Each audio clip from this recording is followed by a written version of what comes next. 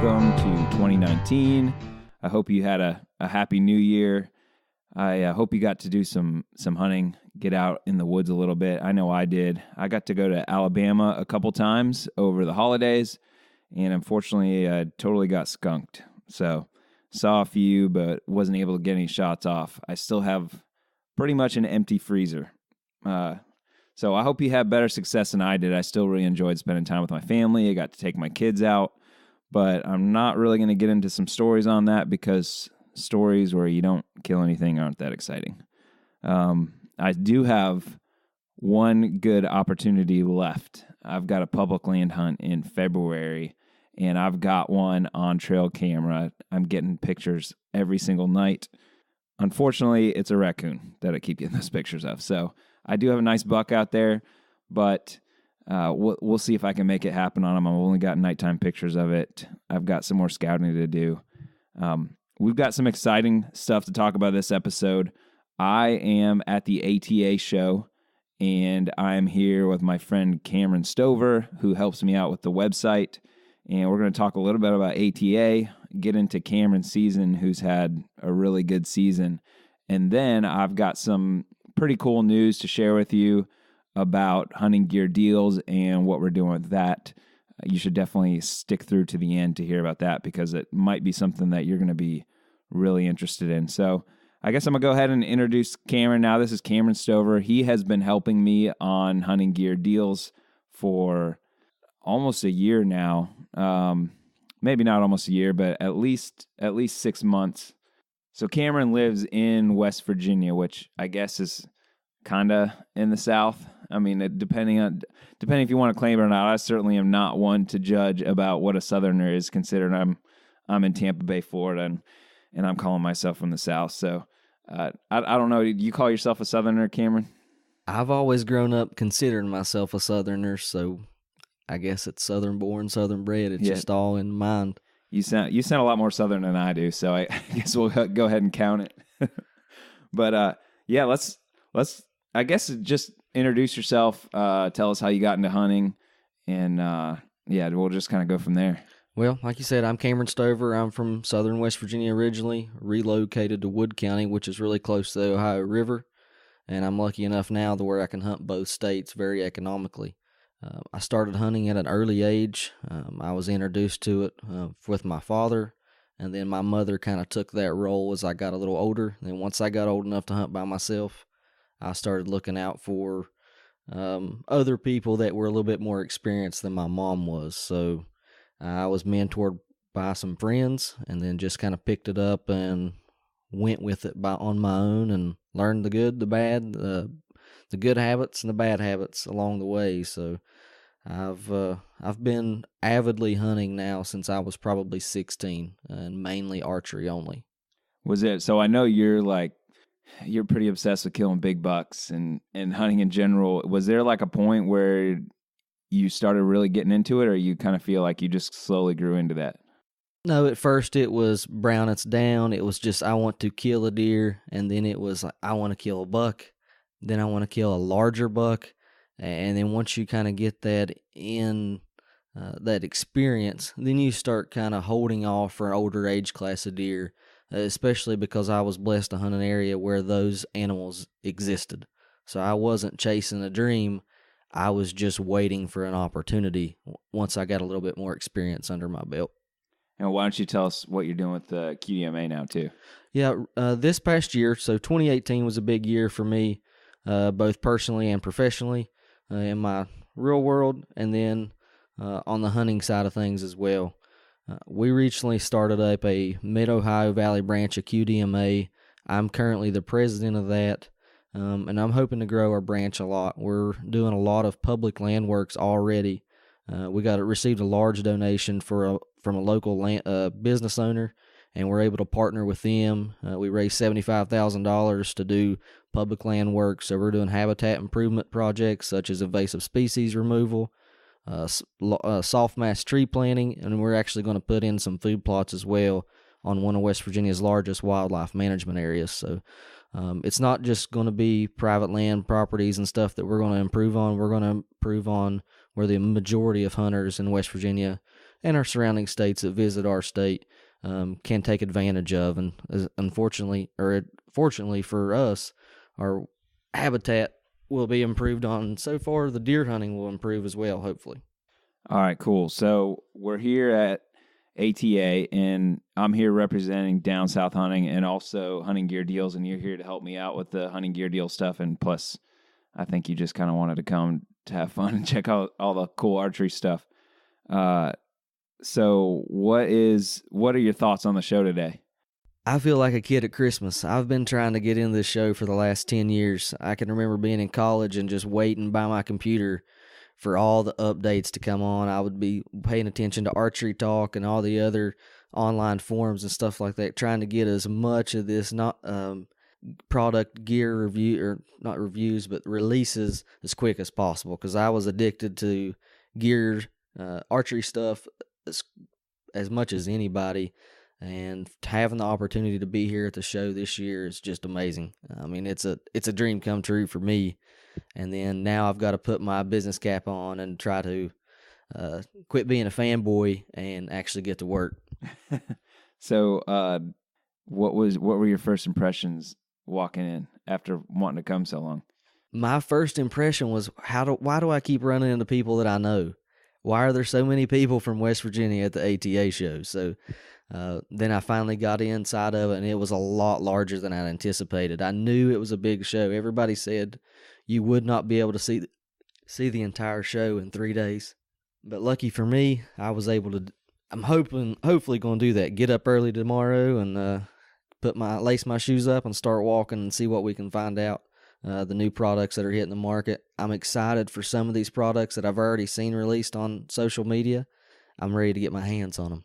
Yeah, I was definitely impressed by the size of the show, and I feel like I walked the show the entire day. So from when I did a seminar early this morning and started walking is pretty much when the doors opened, and I think I've only got through about a third of the booth. So I'm definitely impressed by the number of vendors here and just the amount of stuff. And it's cool getting to see, all the different options out there.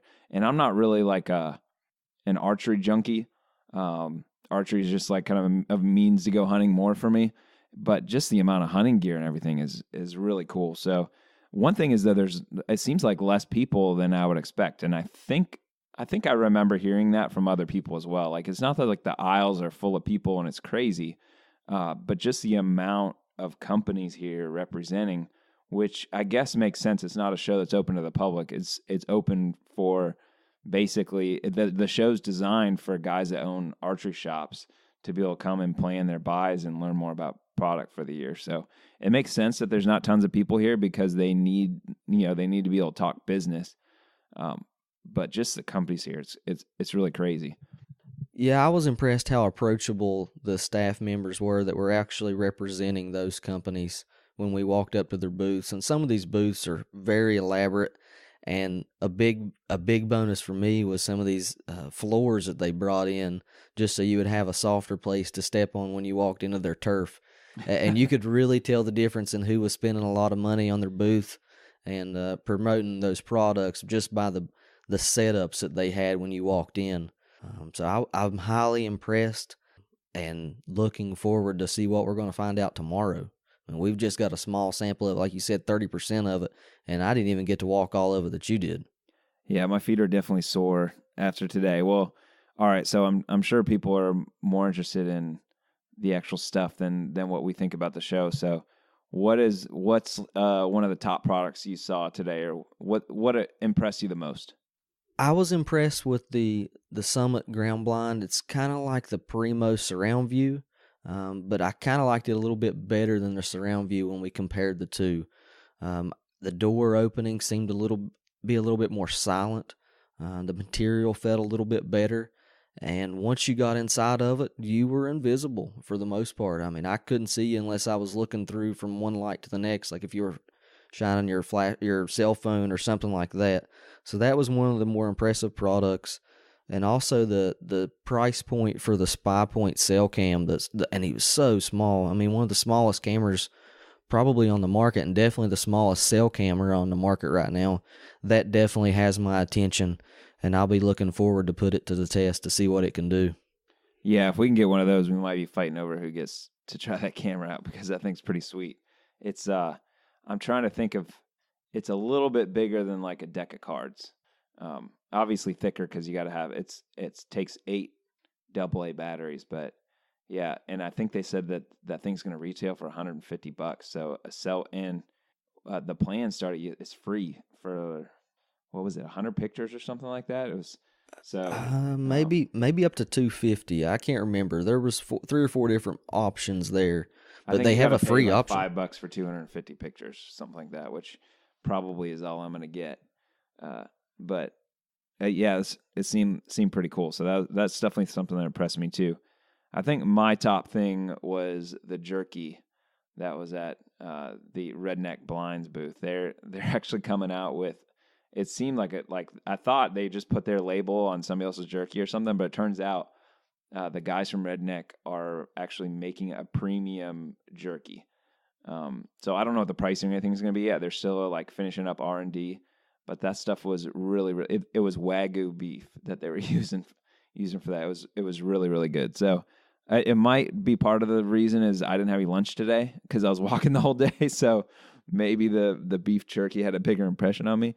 But it's kind of funny to go to Archer Show, and that was the thing that impressed me the most so far. But it was really good. Hey, it's only day 1. We've still got 2 more days, so it's hard to tell what we're going to find tomorrow. Yeah. I'm sure there's going to be a lot more cool stuff. There was another thing that I thought was really interesting was, and I think there's a little bit of buzz going on about this, but probably a lot of people didn't know this was coming. So there's Lone Wolf tree stands, and then the D'Acquistos left Lone Wolf and basically kind of got together with XOP gear and basically came out with the same product. Well, now there's Lone Wolf tree stands, there's XOP, and then now they're starting a new company called Lone Wolf Custom Gear. Yeah. And I thought, so when I first heard about that, I thought, okay, well, they're, maybe they're still working with XOP, but they're going to come out with, some completely different stuff. And I had heard some rumors about some of the stuff they're coming out with. Well, it turns out they actually have climbing sticks and a tree stand, but they do have some other stuff. They've got trail cameras. They've got some special bow inserts. I think there was something else I'm forgetting too. They had a platform for saddle hunting. And they have their own bow.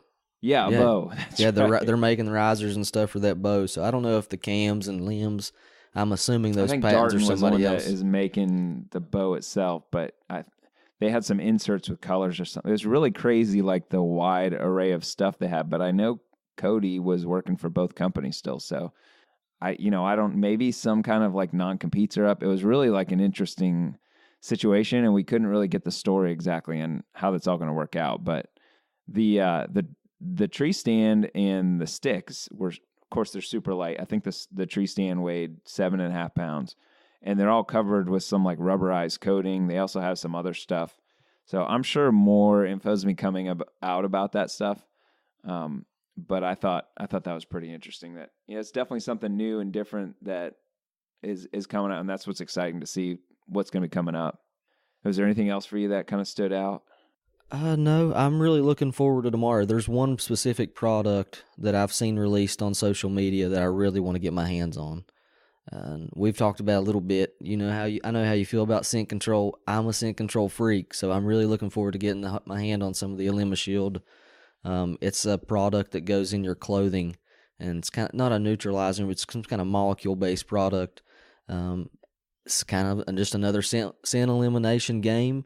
Another tool for the belt, but I really want to get my hands on it.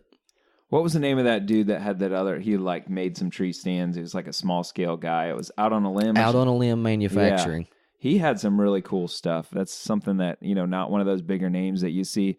And of course, we've been talking about saddle hunting, which I'm definitely getting more and more into it as the season goes on. By the way, so maybe we'll do an update about that later. Still not getting on my climber, but. He had some interesting platforms, which right now I'm just using my sticks. But he had some really good lightweight stuff. So we'll make sure I'm going to be putting some of the stuff on social media. Probably most of it is going to go on the Hunting Gear Deals account. So, You can follow at Hunting Gear Deals on Facebook or Instagram, and the Twitter is Deer Deal. So I think everything I've been just posting the pictures and stuff on Instagram, but I think that automatically is getting posted to those other platforms. So if you're not Instagram, you can follow there. I think that's all I had. I'm gonna look at my photos real quick on here. Did you have anything else you wanted to cover as far as ATA? Like we said, this is the first day, so we got a couple more days. Maybe we'll see how it goes tomorrow. Maybe we'll get together and kind of do like some ATA updates on it too. One thing I'll mention too is ran into some cool people. Ran into the guys from the Hunting Public and the guys from the Element Podcast who have been on here.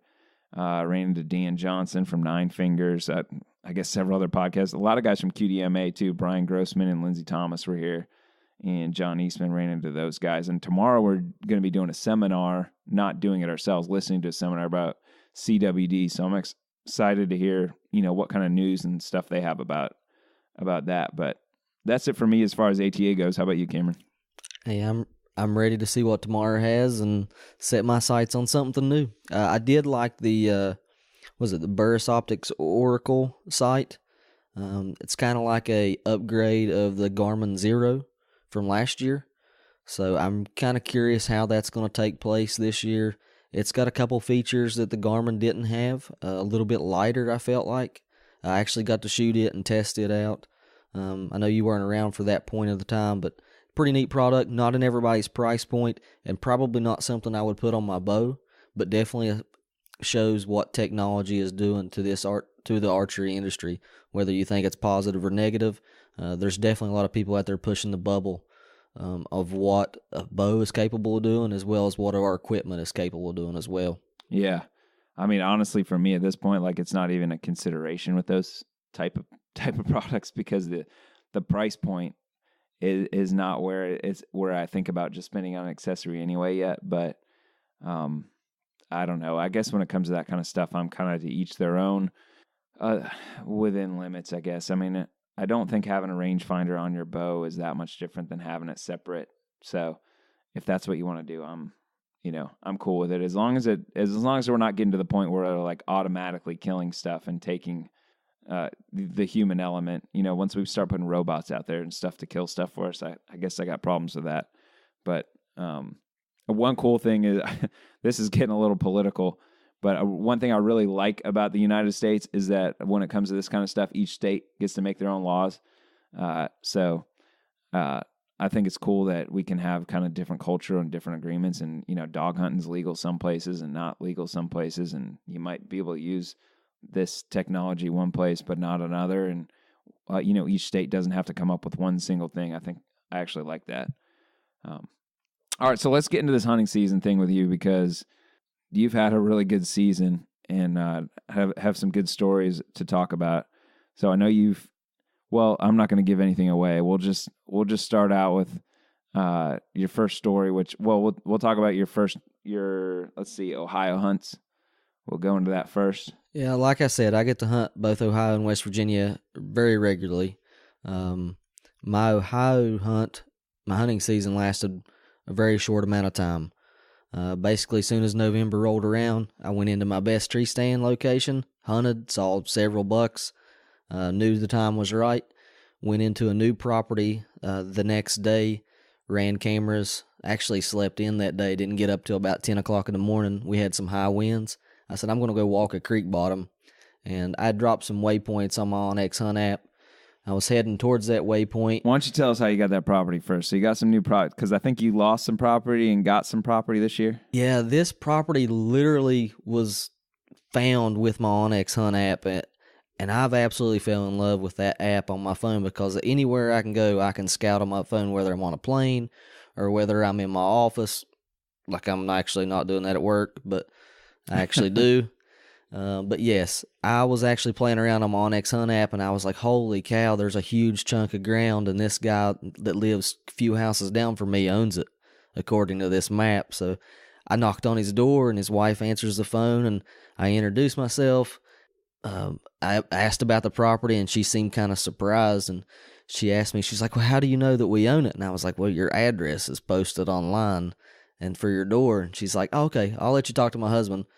5 minutes later, I had permission to hunt the property. He had a smile on his face and a handshake and said, "Have at it." There's maybe a couple other guys out there hunting. So I did my homework on the property online digitally. I tried to go in and scout it one time in the summertime, and it was very, very thick. So I knew it was holding deer. It had been timbered in the area that I'd walked in, so tree stand locations were going to be difficult. So I just backed out and said, this is a place where I'm definitely can have the potential to kill a mature buck. Pulled out until November. Went in November, I think the second or third. Well, hang on. So when you were doing your scouting on onX, how did that get? Like, how do you start out with the scouting, and like what process did you go through as far as marking the different areas that you might want to hunt? Well, my first inclination on hunting a new property is I'm pulling up the topo maps on it, and I'm looking for pinch points, saddles, anything that I think is going to give me a better opportunity at a mature deer, where it's going to funnel deer in.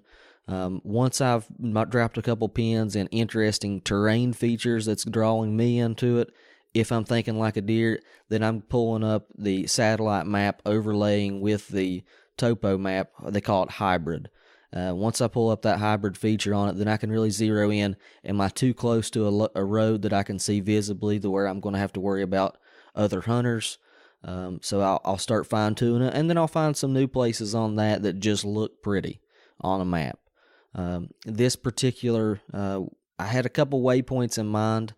The particular waypoint that I picked to go to that day was based on, it was in a creek bottom, and it was high wind day. I'm not a big fan of hunting ridge tops on the high winds, and most of the other waypoints that I had marked were on top of ridges or small points coming off of those ridges. So I headed directly towards this waypoint, and it was a good walk, probably 400 or 500 yards through this twisting and winding creek bottom to get me to that location. Lo and behold, once I get to that waypoint, unknowingly, there's a buck waiting on me when I get there. Basically, I stop, take a good look around, and I'm looking 20 yards at a buck through the brush, and he's doing the head bob, and I'm thinking, this hunt's over before it even starts. And it's the rut. Anything can happen. These deer get a little bit dumber when they're looking for love. Lucky for me, he put his head down and starts walking right by me. But he's angling away from me, which actually worked out pretty good. He steps out into a lane at 30 yards. I put one in him, and he piled up and was probably dead before he realized that he was probably off his feet within 60 seconds. So I waited my turn. I grabbed my OnX Hunt app while I'm trying to calm down, because I was going to use a tracking feature because it was really, really thick in that creek bottom, and I didn't want to lose him in case I didn't have a good blood trail.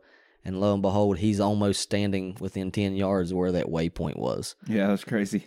And that was a pretty cool buck. He's pretty wide, wasn't he? 17 and a half inches wide. He had a lot of points. When he was looking at me, I couldn't tell. Age-wise, maybe not the most mature buck in the timber. I'm thinking 4.5 years old.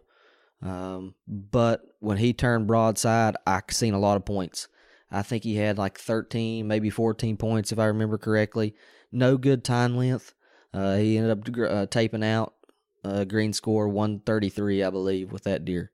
So I was pumped. Cool. It was a great hunt. Brand new piece of property. Yeah, and he may sell this property tomorrow. I may not get ever chance to have a hunt again, but yeah. But how many acres is it?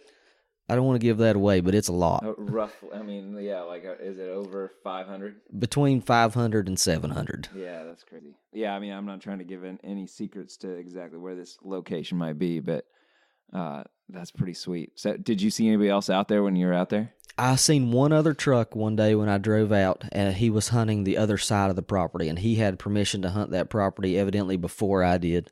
Never got to talk to him, but I actually talked to his buddy afterwards. Really happy to see you. I left a business card on his door, but he never did call me back. So, hopefully he ended up killing a buck too. So it worked out in his favor. We were hunting. The property was separated. He was hunting one side. I was hunting the other. Okay. Yeah. Well, that's cool. All right. So that was a good start to your season. That was pretty. Well, you said that was what, in November? Yeah, that was the first weekend in November, and I didn't realize it, but until I pulled my cameras, but I actually had a really great buck on our Ohio property that we actually own come through that weekend as well. So the first weekend of November in Ohio, it was on. There was bucks chasing while I was in the stand, while I was on my feet, and while I wasn't in the stand. So, And that property, you just got that property this year too, right? we leased it last year, and I got to hunt it. Of course, with the lease, that's why you lease it. But I harvested a 5.5-year-old buck on it in 2017. 2018, I didn't have anything older than 4.5 on camera, so I wasn't too excited to hunt it. That's why I went into this new property. But my wife ended up killing a great buck for her on the property. I think end of November, maybe beginning of December. She killed a 13 point, I think, on it. So she was pumped. Definitely a triple brow tine deer doesn't come along too often, and she laid the hammer on one. Yeah, that's pretty sweet. And that was with her bow too, or No, that was during the Ohio gun season. okay. All right, so let's go back to your Ohio season then. So you get one tag in West Virginia. Yeah, Ohio's 1 buck limit. West Virginia has a 3 buck limit. Okay, so you could still be hunting West Virginia. But... I could have until December 31st. I'm hunting when I go to hunt West Virginia. I'm particularly hunting in bow only counties. Those bow only counties have a 1 buck limit on it, so I've kind of set my standard that I'm going to harvest my 1 buck and I'm done. We do have a 3 buck limit. That's a discussion for another day.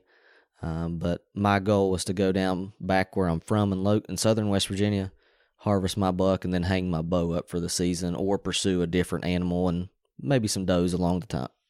All right, so what Ohio look like? West Virginia. West Virginia's next. Oh, yeah, you shot Ohio first. Yeah, that's Yep. right. Yeah, sorry. West Virginia, I got to hunt my rutcation the second or third week of November.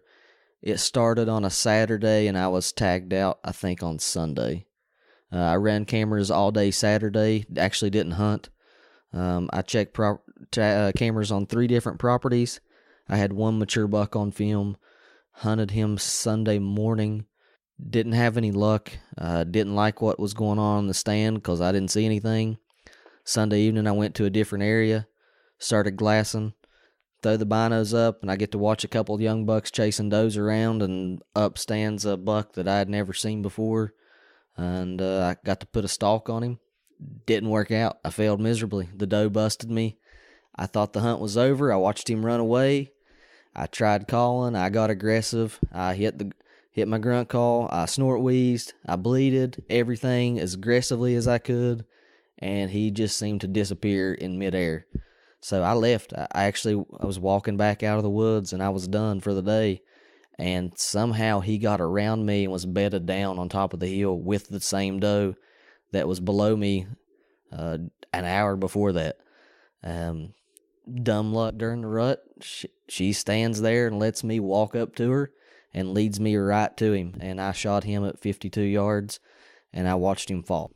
So he basically let love ruin his life, or end it in that matter. All right, so these 2 hunts were like, did you have, because you were going in to hunt an area, did you have a stand on your back? No, this one I was done. I was basically scouting that day on my feet. Well, that evening I was scouting just for something new, fresh sign, something different, because where I was used to hunting wasn't working out.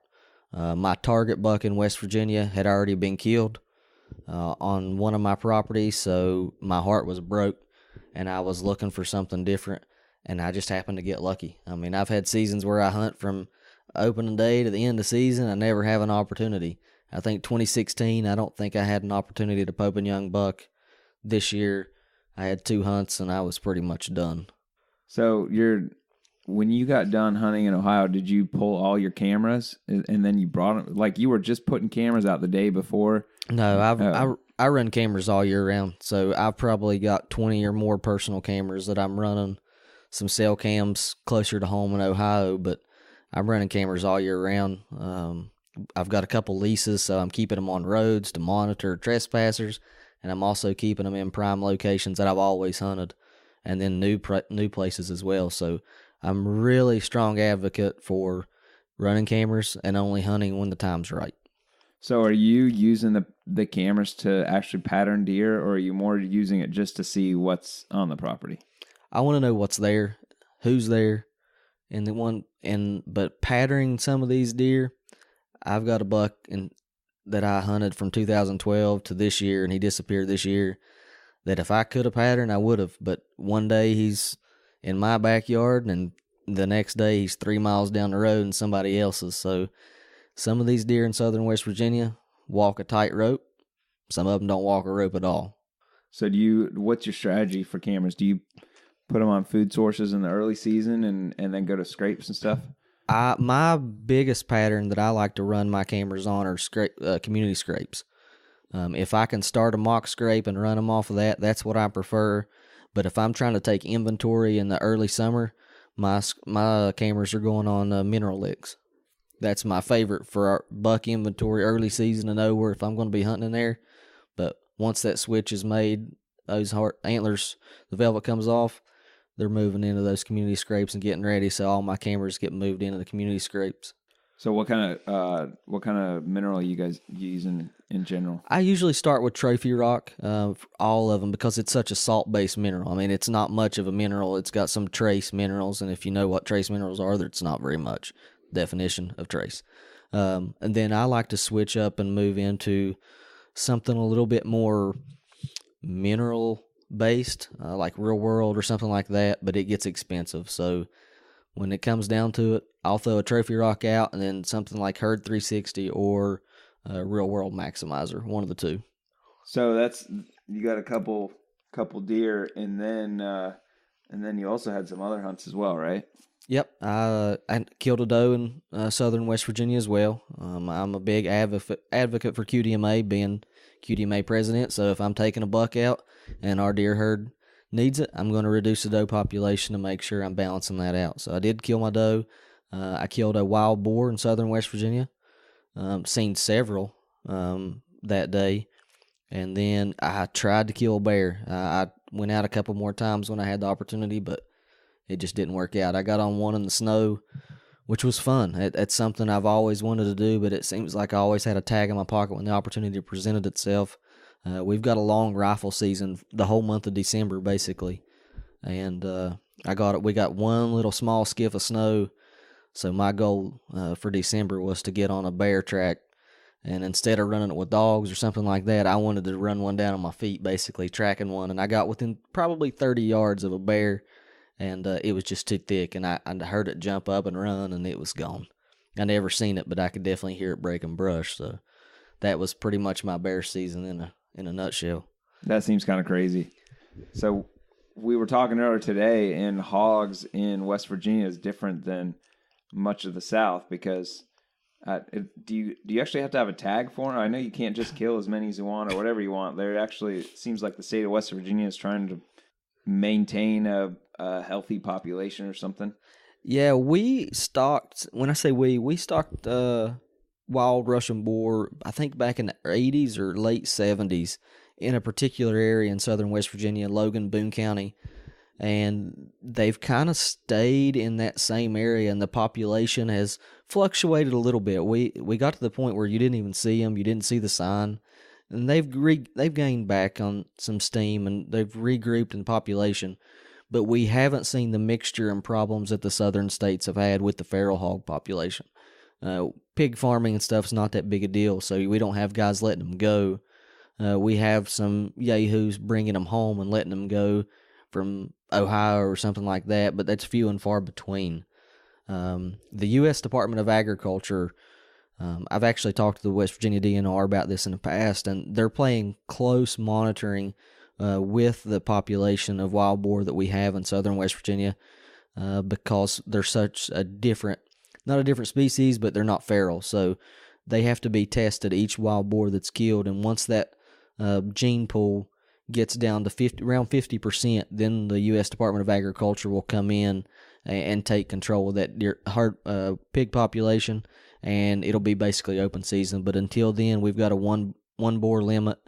We've got a special February hunt this year for the first time, and it's not open. Wild boar season's not open to non-residents, so it's very limited opportunity hunt basically, but it's an over-the-counter tag. or actually it's on your base license for free. Not a lot of people have access to the properties in which they're on. A lot of it's private property, and I'm lucky enough to have a lease in that area. So are a lot of the hunters that hunt boar there, are you guys like trophy hunting, like trying to kill big hogs, or are you trying to find like a good eating hog? How's that work? The most popular method of killing any of the wild boar is by driving. So you'll see a lot of guys, and that's really the only time that driving is very popular in West Virginia. But they'll go in, they'll push these thickets because our wild boar are very nocturnal and surprisingly a little bit smarter than what you would think. When they get pressured in and they start to get some human intrusion on them, they lock up tight to some of these real tall, thickets because our terrain's really rugged.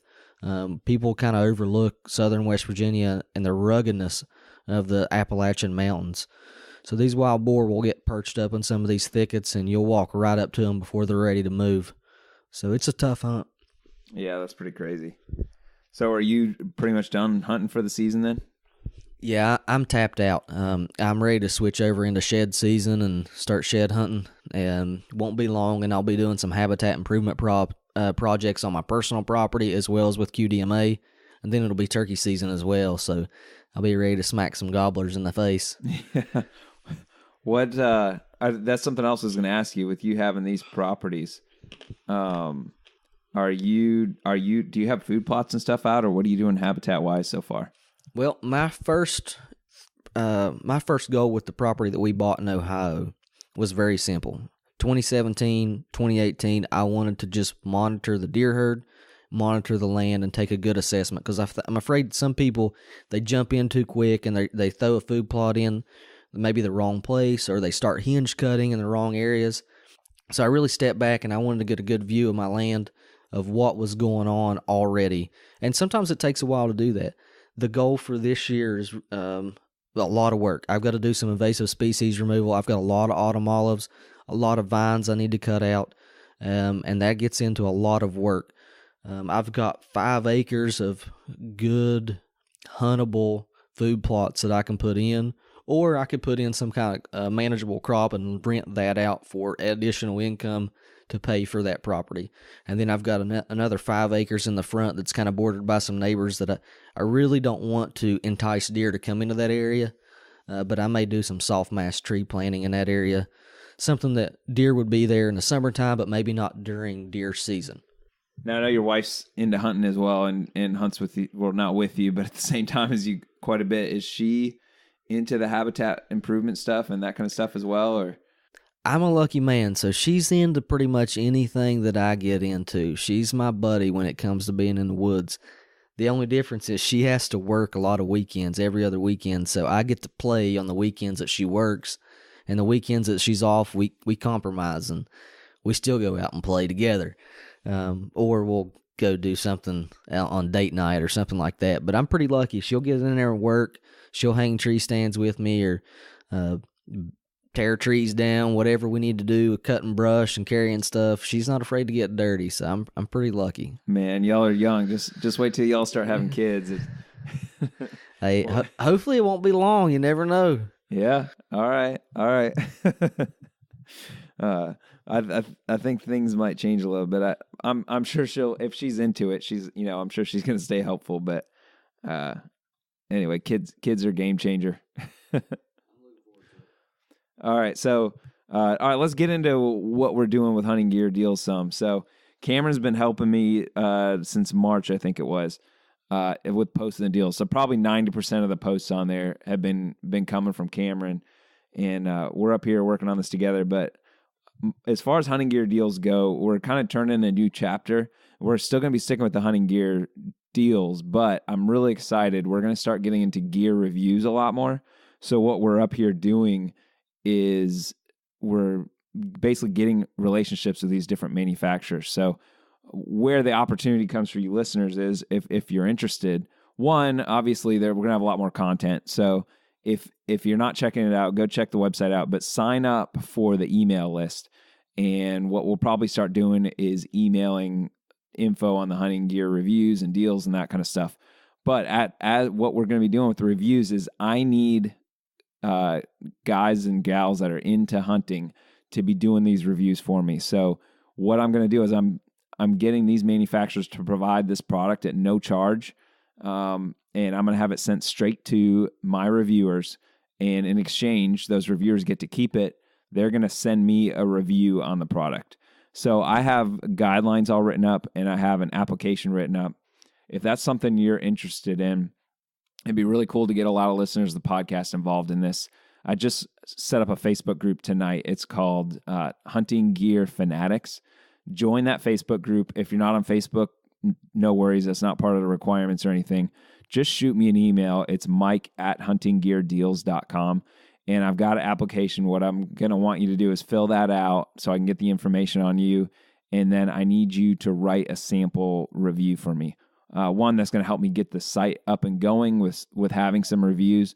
And two, it's going to give me a chance to evaluate all the different reviewers. And just talking to these companies today, we'll have products that need to get reviewed anywhere from, say, $30 to, stuff that's several $100s. So part of the application is you can put on there what kind of stuff you want to review and what you're interested in. And, I'm going to make it a goal to reach out and get whatever you want with it. So the people that write better reviews and get the website more traffic and that kind of stuff are going to have higher priority. And, I think this is going to be really big. I think there's a good opportunity for Hunting Gear Deals to kind of be the go-to source for this type of stuff. And it's a chance for y'all to get in at the ground floor level since you're listeners of the podcast and that kind of stuff. I think it's really going to be a win-win for everybody. So I'm really excited about that. So I hope if it's something you're interested in, just fill out the application and check it out. It's pretty clear with the guidelines and that kind of stuff. Join the Facebook group. This is going to be a couple months in the working because I've got the Hunting Gear Deals website up and going, but I've got to get the review side all set up. And there's going to be, I'm basically going to have to pay somebody to write a whole bunch of code to make that work out. So you got anything to add as far as that goes, Cameron? I'm really looking forward to what the future has for Hunting Gear Deals. I've only been on board since March, but I've watched the website grow tremendously. And the amount of usefulness that not only I've gained from taking advantage of some of the deals, but so have my buddies and things of that nature, as well as people that I don't know. When we post something on social media and people are thankful. I mean, you're able to take your $100 and take the $100 and basically turn it into $150 when you're saving that kind of money. It's like going to the poker table and bringing home some money, but you're actually spending it. So it's it's a unique spin on things, and it's something different. Yeah. So I mean, I can't tell you how excited I'm. I think I mentioned on the podcast a while back I was going to be on basically a YouTube game show, and I can't tell you exactly how that went yet. I'll let y'all know when that episode is going to be coming out. But basically what that was is I was pitching this whole vision I have for the website, and I'm putting that into practice now, getting that going. So I think it's really going to be growing a lot, and it's just a good chance for me to work together with y'all on it. So the other thing is I'm really interested to hear your thoughts as far as what to do with that as well. As far as like what you think would be good for the site, design wise, what you'd be looking for. And if you've got suggestions as far as like, how we should format it, that I'm definitely open to listening right now. So, but go ahead and join that group. It's like I said, it's Hunting Gear Fanatics. It's on Facebook, and there'll be more news on there. And just start giving me your feedback. Like the other thing is that email is mike@huntinggeardeals.com. So, Cameron, you got any like final last words before we wrap this thing up? Mike, you've kept me up way too late. I'm ready to get rested up and head over to the ATA show first thing in the morning because I was late today, and I've got a lot of stuff to look forward to tomorrow. Yeah, we got a lot of walking to do. Hopefully, you find a lot more cool gear to talk about, and these I'll tell you, these manufacturers we've been talking to have been really interested in getting this going. So, get in early, and we'll get your cred built up so we can start getting some high dollar stuff to you. So with that, we're out down south.